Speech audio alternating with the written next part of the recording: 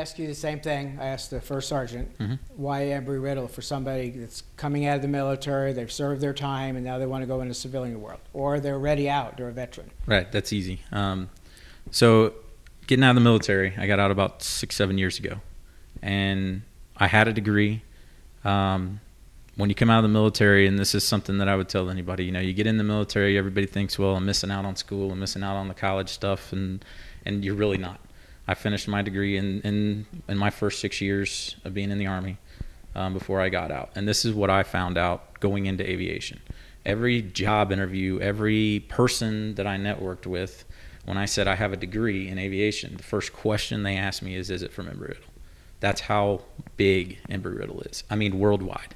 And I've worked everywhere from Turkey to Brazil to, all over the Middle East. I'm going to Saudi in a month or two.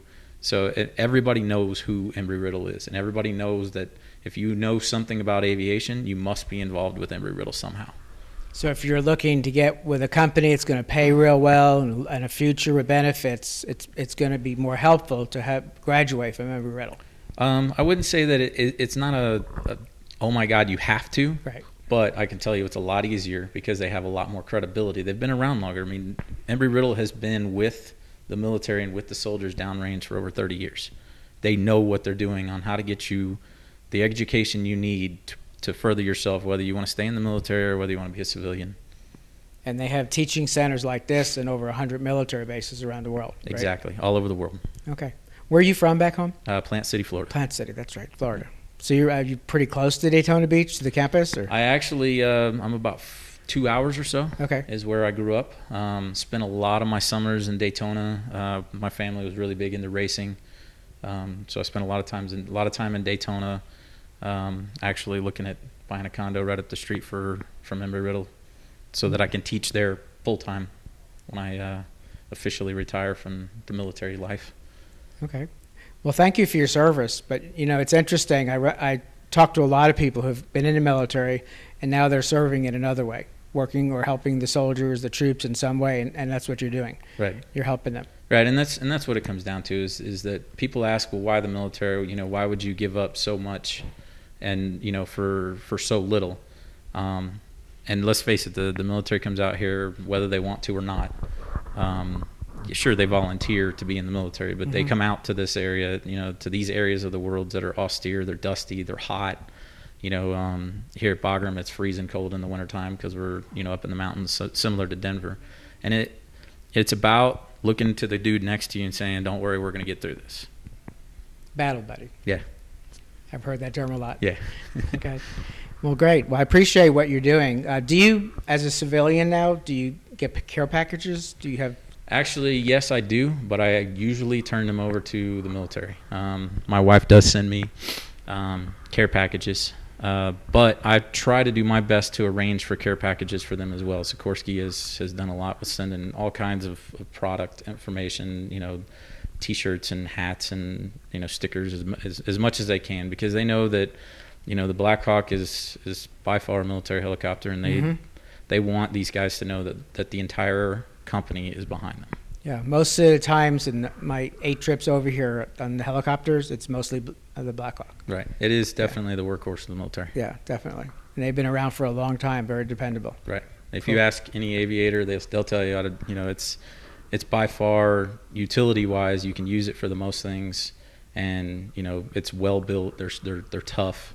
And, if they have to crash, obviously they don't want to. If they have to crash, they want to be in a Sikorsky because they're probably going to live through it. Wow, neat. Okay.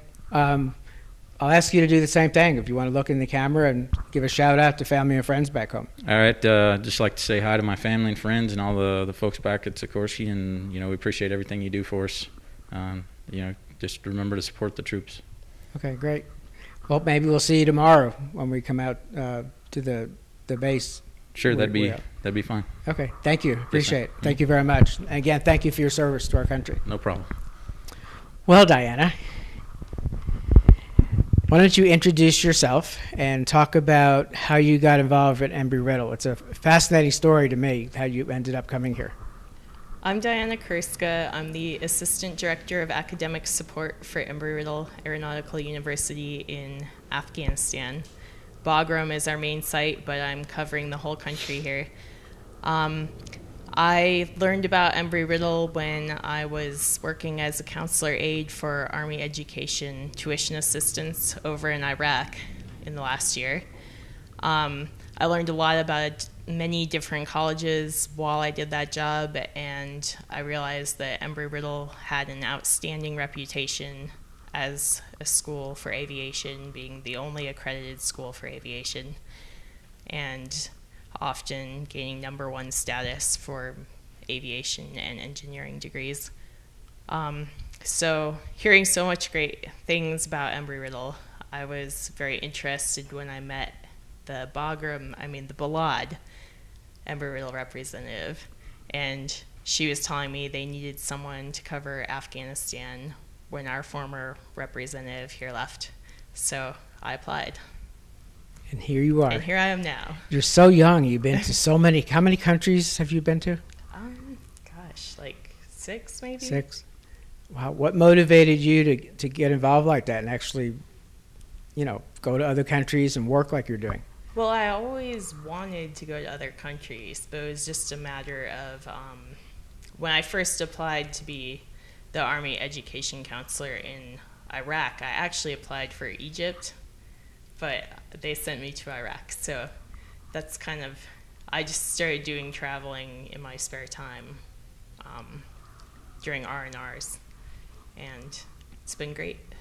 Okay, talk about the students here.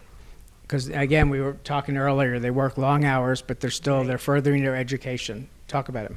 It's really amazing that these soldiers are out here fighting a war, and they work 12-hour shifts every day, and they're so motivated that they go and take college classes at night or whenever they can in order to further their educational services. And it's really great that they're taking advantage of the Army tuition assistance available to them for that reason, but they're highly motivated. It's amazing. I've seen people who've come out here and gotten their bachelor's degree in Afghanistan and their master's degree in Iraq. Wow. And that's just great to see people who are furthering their education while working those long hours and being in a war zone. So your office and the classrooms are within the Army Education Center. There's other colleges here. Mm-hmm. So somebody comes in and they're thinking of furthering education. Why would they pick Embry Riddle? Well, because Embry Riddle is #1 for aviation. So if you're interested in anything related to aviation, technical management, logistics, Embry Riddle is just the best school to go to for that program. And being in military bases around the world. Worldwide. So wherever military personnel are watching right now and they're thinking about furthering their education, it would make sense to go to embryriddle.edu, right? Check it out.